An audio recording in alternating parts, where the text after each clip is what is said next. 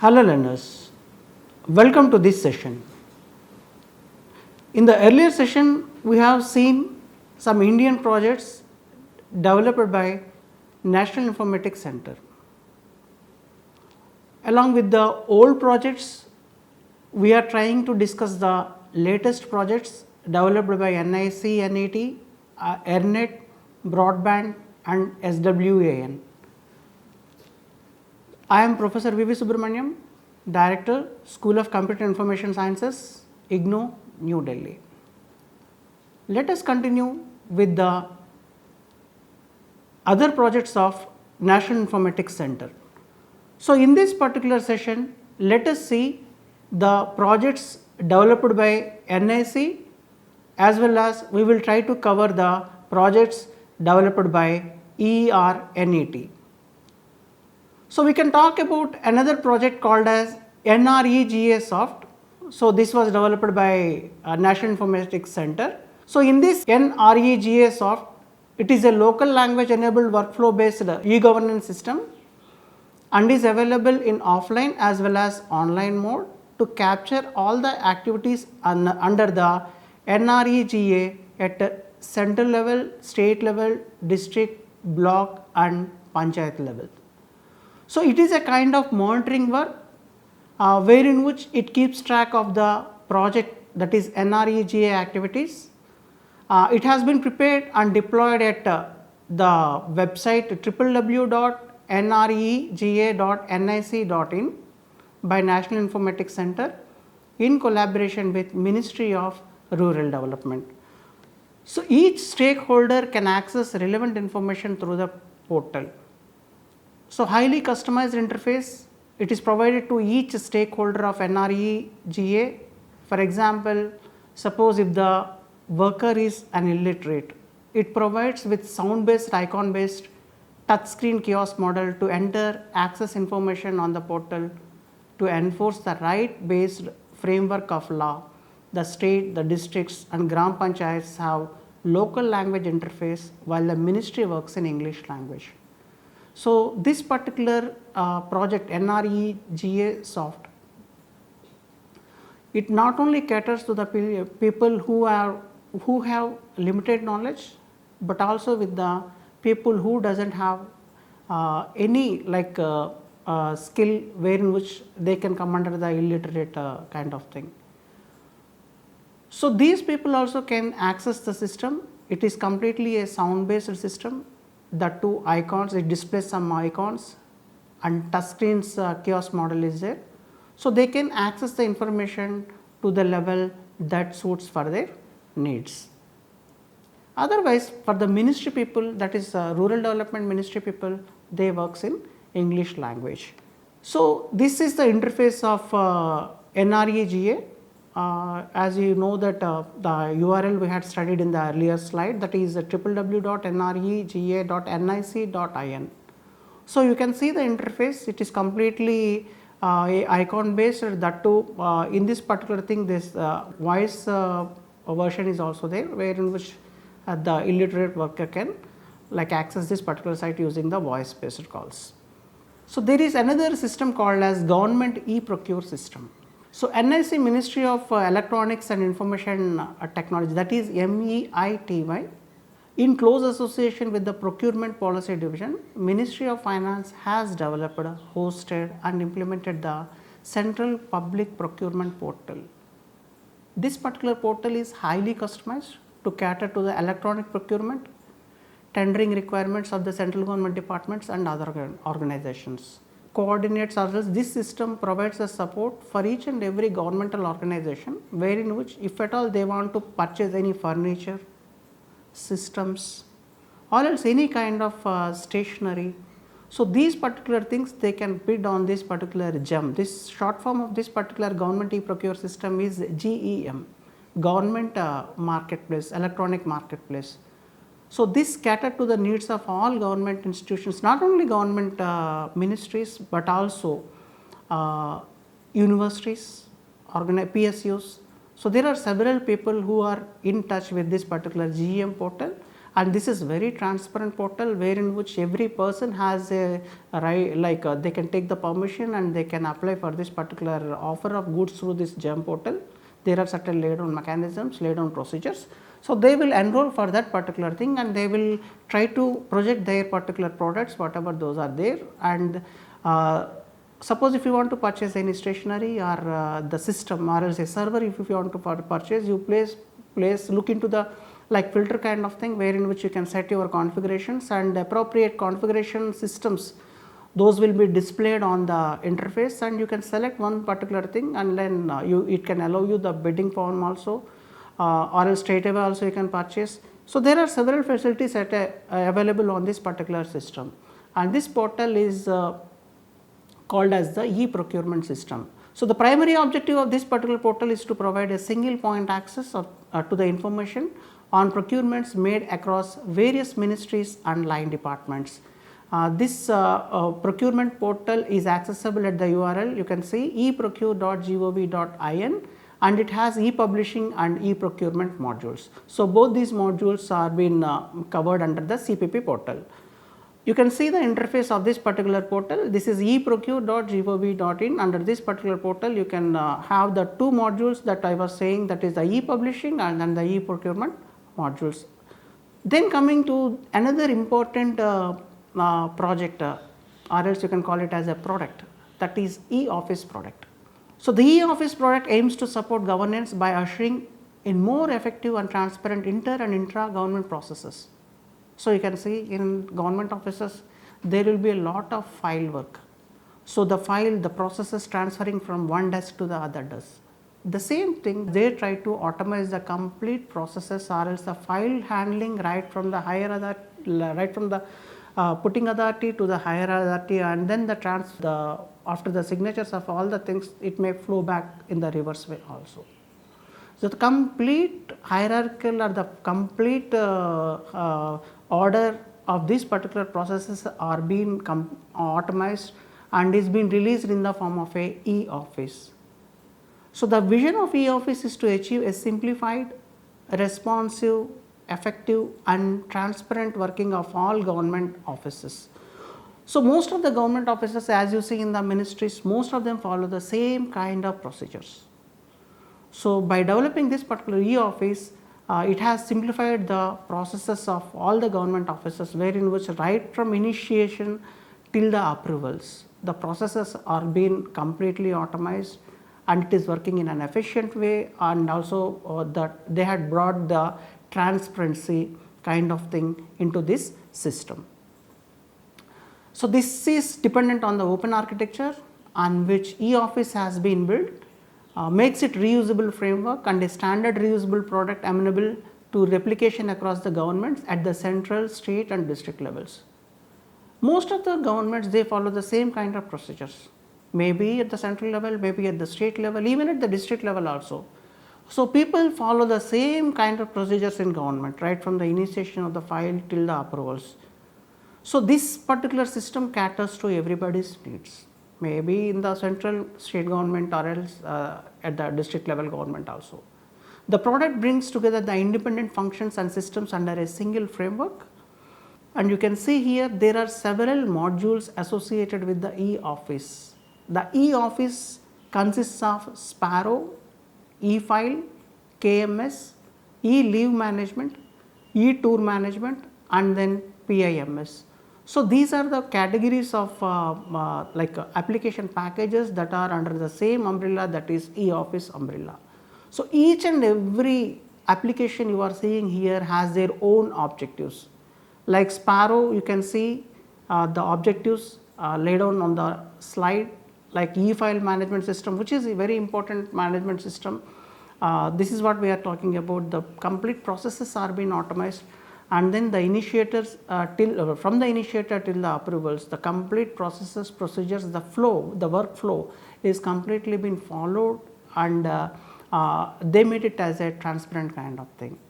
Like KMS is there, and then e-leave management system, that is the leave applications and then allotment, like sanctioning of leave and other kinds of things is being looked after by this particular e-leave modules. So, all these 6 modules comprises of the e-office. This particular e-office can be accessed from the URL, that is eoffice.gov.in. So, this is the interface of this e-office package. There are several, you can see there are several downloads already happened. You also please go see and then experience demos that are being placed on the eoffice.gov.in, so that look and feel of the things.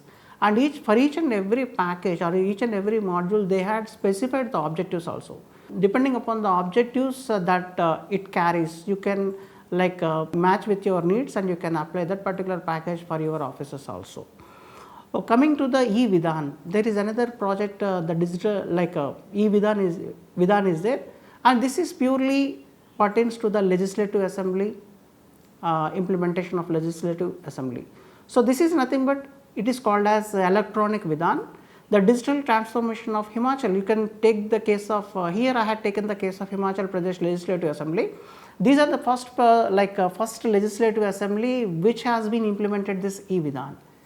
This e-Vidhan is a major administrative reform to augment faster and transparent governance. So, the digital transformation of Himachal Pradesh Legislation Assembly by implementing e-Vidhan is a major administrative reform to augment faster and transparent governance. So, this is a sophisticated e-governance solution, fully automated. It has automated the functioning of legislative assembly activities and significantly minimizes the paper usage with online communication. So, these are the three primary aspects that it covers. One is the functioning of the legislative assembly activities, second one is it minimizes the paper usage. So, everything is been completely automated, so that the workflow right from one person to the other person is completely without paperless. So, no need of taking any printouts, the complete workflow is being automated, and the communication between one person to the other person is also through online. So, there is a kind of flow from one person to the other person, they will just forward the files and they will get it done, the approvals online itself. So, there is no use of any printouts and other kinds of things, and there won't be any kind of physical file movement from one person to the other person also. So, e-Vidhan is a software suite of public website. It is a secured website, house applications, mobile apps are also included in this e-Vidhan. You can see the Himachal Pradesh Legislative Assembly. I had already put one simple slide for your reference. Let us study the salient features. One is it is completely a web based, that is it is a complete a public website. Some things are made very transparent, like you can go and see the proceedings of all the legislative assembly activities. So, you can go, you can watch, you can see the uploading that has been done on the Himachal Pradesh e-Vidhan website, and it is completely a secure website, we can say. Then Aadhaar enabled authentication mechanism they had followed, and then whatever the role, whatever the designation that you have, they had provided certain privileges, and we can call that privileges as the role based authorization, and it is of bilingual in nature and followed the Unicode complaint and hosted at national cloud, MEGRAS. This is the national cloud, this is the national government initiative, Indian government initiative, that too it pertains to the cloud platform offering and auto syncing with local data centers at HP Legislative Assembly, Shimla. So, it has a features integrated like SMS, email gateways and other things are also been integrated along with this particular website, so that the ministers or persons pertaining to the government agencies, they can send the messages through this particular online portal, or else they can access the emails also through this particular portal. So, they had connected several gateways like Gmail and other accounts, they had connected through this particular evidhan.nic.in, wherein which directly they can log in and they can check the emails from that one. And it is digital signature enabled, so it is we can say it is a secure website. So, most of the sessions like the assembly sessions that are happening in Himachal Pradesh earlier, these sessions are became the paperless with the introduction of this website. The first paperless assembly session was held in August 2014. No manual paper is received from the government departments and papers are laid online in the house using touch screen on the tables of the members. So, each and every member has been provided with a touch screen kind of kiosk, and like the ministers and other people who are sitting in the assembly, they can go through the files or the papers that are being submitted to the government and they can take the decisions online. So there are certain dashboards you can say, those are meant for speaker, ministers, MLAs, administrative secretaries, head of the departments like government agencies, nodal officers and the employees. So for each and every prominent persons that we are seeing on the slide, they have their own dashboard and they can log into this particular portal, and that too on their desk itself. So it is a very convenient way wherein which they can see the dashboards and how many files they had received, how many files they had responded to, and how many are pending which needs their nodding. So these kinds of things are being taken care using these dashboards. So for the housing committees, we can see house committees, we can say the paperless working of the 15 house committees was started in 2016. That is online correspondence between the house committees and the government departments. The MLAs participate in the online meeting of the house committees, and they have their own dashboards in order to look into the proceedings of the house committees. So each member of the house committee has their own dashboard. The administrative secretaries, they have their own dashboard. Head of the departments, as we had seen in the earlier slide, the nodal officers and the employees, whoever are the players of this particular e-Vidhan, all of them have their own dashboards kind of activities, that too with their certain privileges. And we had talked already about the kind of mechanism that they had adapted, that is the role based model. So depending upon the role that they have in the government, they open up with their dashboards, and pertaining the things meant for them will be displaying on the dashboards. So there is another thing called as the e-constituency management. So this e-constituency management was launched in Palampur constituency in November 2016, and workshops are held for the concerned MLA, Pradhans, Upa-Pradhans and departmental heads, nodal officers in the respective constituency. You can see every constituency they will be having their own funds. So some funds are being totally allocated to the MLA, and he has to manage the whole constituency, the road laying down of the roads, laying down of some seepage the canals kind of thing, whatever the case may be. So they will have their own funds. So how to manage these particular funds and how to provide the transparency while managing the funds to the vote holders, like people who had voted for them. So they can also see, they can also visualize what is happening in their constituency.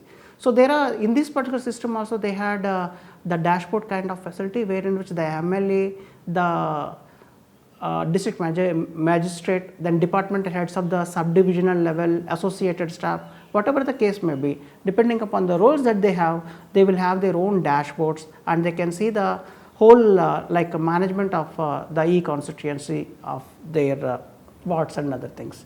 So this is the evidhan.nic.in. This is the interface that is provided, and this particular thing I had taken from keeping in mind the Himachal Pradesh eVidhan. So you can see here there are several things highlighted in this particular website.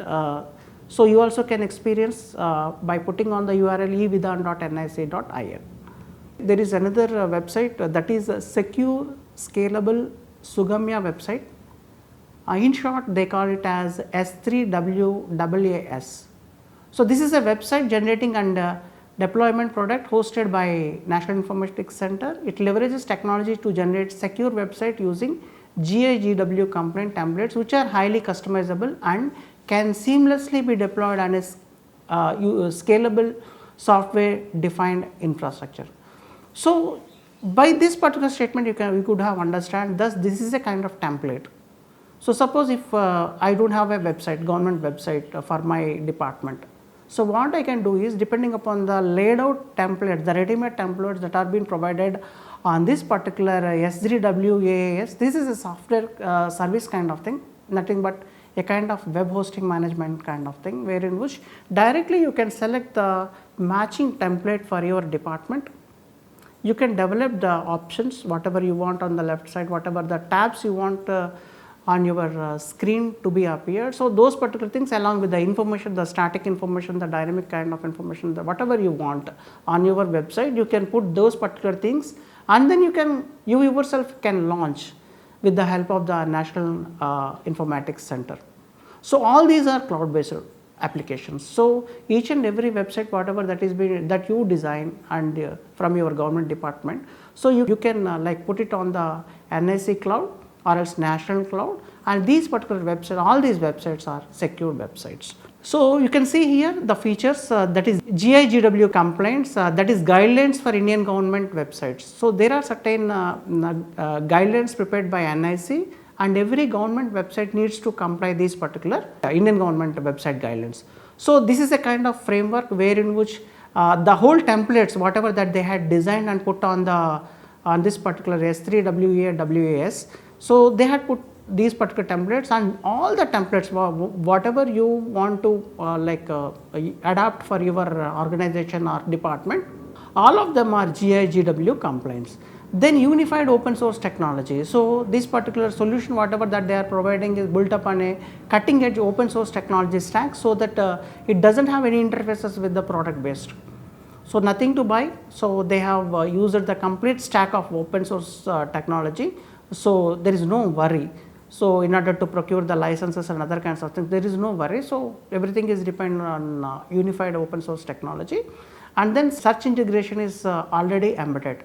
So you can see for each and every website, whether it is a GIGW compliance, you will find a feature called as integrated search feature, whatever the case may be. Even for swayam.gov.in or other websites, NIC, all the NIC websites, you can see a simple text box wherein which you can put the string and you can search the relevant information from the government departments. And it is completely a responsive design, easily accessible through smartphones. Whatever the device that you want to access the website, it automatically adapts to its dimensions. Like if you are using the tablet, it will automatically adapt to the tablet. If you are using the desktop, if you are using the laptop, if you are using a simple smartphone, accordingly the complete design of the website will be transformed and it will be made available as per the dimensions that we are following for the device. Then it is completely a theme based. You select your theme, you select the template, you easily configure whatever the options that you want to have on your website. So this is a completely easy way to go and to launch the website using with the help of the National Informatics Center. So this is the website that I had put, and the website URL is s3was.gov.in. So there are, if you scroll down, you can have certain templates you can visualize, and depending upon the template, depending upon the department you want to optimize or you want to bring it onto the net, you can adapt that particular template and you can design with the help of the NIC people. Then coming to the, apart from the NIC which are providing the development of so many government websites, there is another organization called as ERNET. ERNET India is the National Research and Education Network dedicated to support the needs of the research and education community within the country. So earlier when we had seen this NIC NET, what we observed, it is completely catering to the needs of the government organizations, ministries, universities, institutions which are under the government of India. So when we see this particular ERNET, it is having a different kind of perspective, or you can say the objective. It is completely catering towards the educational institutions. So research and educational institutions network has been covered under ERNET, and it was established in 1998 as an autonomous scientific society under Ministry of Electronics and Information Technology, that in short we can call it as MEITY, Government of India. It operates ERNET network, a pan-India terrestrial and satellite network with 5 points of presence at premier research and academic institutions. So this particular ERNET is running MPLS enabled dual stack, that is IPv4 and IPv6 backbone. The ERNET backbone interconnects ERNET point of presence, that is POP we can call it as, and spread throughout the country. The ERNET POP at STPA Bangalore integrate ERNET VSAT network with ERNET terrestrial network. So these things are somewhat technical, you may remember them. And let us come to the services part. In tune with the mandate, ERNET is providing 4 types of services. So one is the access services, this is their main focus, and then application services, hosting services, and operation support services for all the research and educational institutions. So ERNET provide access to its network through various connectivity options. The application services like including the mail and other kinds of things, domain registration for these research and education institutions, these are the kind of help or the services that they are going to offer using this organization. It also provides web services having state-of-art data centers. Other services includes the IT consultancy and project management services for establishment of IT infrastructure and convergent network projects. So these are the simple objectives that they had put, and they are catering to these particular objectives. EarNet has conceptualized, developed and implemented large number of projects on turnkey basis for various educational institutions and research organizations. You can see by looking into their website, you can go through to their website and you can see there are several projects that they are already designed and developed. There are several services that they are into the provision of internet services to various institutions and research organizations. So you can see there are a list of national completed projects. These particular things I had taken from the website of EarNet.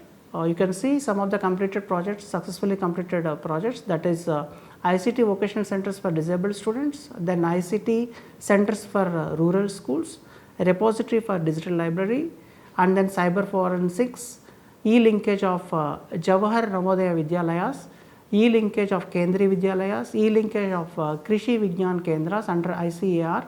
There are several data centers that they had already installed and under working. Then campus networks they had established, video conferencing that they had established. So these are some of the old projects which we had talked already in the in your course material. So let us see what are the new things that they are doing. So these are the projects that are running by the under development by the EarNet, that is setting up of e-classroom infrastructure in 50 medical colleges. You can see this is a huge project covering all 50 medical colleges, that too very popular medical colleges, government medical colleges you can see, and you can read these particular features of all the e-classroom infrastructure that they want to put for these 50 medical colleges. They had provided the objectives, they had provided the whole like scheme map of their objectives on the EarNet.in. Information security education and awareness, this is under phase 2. Phase 1 they had already completed, and then LiFi, like just like Wi-Fi, there is LiFi experimental test bed is being established and they are working on those test bed. And Center of Excellence of Internet of Things, that is from MEITY and NASSCOM, and EarNet initiative to help the IoT startup ecosystem. And this particular IoT, when we heard about the IoTs, this is like the budding area where in which most of the people they want to put their startups. So this comes under, this is nothing but Internet of everything, or else you can call it as the Internet of Things. So most of the people they want to connect all the things to the internet. So they had started up this concept test beds and IT infrastructure and lands for e-learning centers at schools, and that too covering the Kendriya Vidyalayas and other things. So let us see some points about the e-classroom infrastructure in 50 medical colleges. Like Ministry of Health and Family Welfare has appointed of EarNet India as system integrator for setting up the e-classroom infrastructures in all the 50 medical colleges, and this project is to be implemented in 50 colleges or institutions. And the activities that they have to do is supply, then installation, testing, commissioning, training and operations of requisite equipment for e-classroom and maintenance of so the procurement operations and the setting up of all the e-classroom kind of components over there, maintenance, commissioning, everything comes under this particular EarNet project. The integration with centralized infrastructure at National Resource Center, operation of the network for distant medical education using e-classrooms, and then the point-to-point video conferencing. So these are some of the things that comes under the e-classroom infrastructure in 50 medical colleges. This particular project is a very interesting project. You can go through the details of this particular project on EarNet website. With this particular project, we will conclude this session. Let us just recap whatever we had studied. In the first session, in the first half, what we had done is we had seen the projects that was pertaining to the NIC, and in the second session we had seen the projects that are been developed by the EarNet. We hope you had understood this particular session. Let us continue with the more projects in our next sessions. Thank you. Happy learning.